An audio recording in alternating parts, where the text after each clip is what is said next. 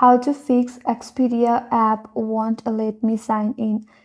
First and foremost, make sure that you have strong internet connection in your device. You can navigate your internet setting in your mobile device and look for your connection. If your Wi-Fi is not working properly, you can switch to your mobile network as well in order to log in into Expedia application. If that's not your case and still you're not able to log in, the second option that you have to do is check the app setting. For that, tap on settings or go to settings in your mobile device and then tap on apps. Here, tap on see all apps. Now, tap on the search icon from the top right corner and search for Expedia application in your mobile device. That's gonna take you to app info piece. Here, scroll down a bit and then tap on storage and cache. Here, you'll have an option or button to clear cache. Tap on clear cache.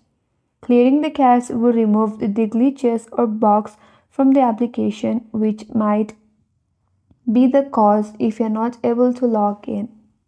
After you clear the cache, go back and check whether you are able to fix the problem or not. If still not, under this app info page, you will have this force stop. Tap on it.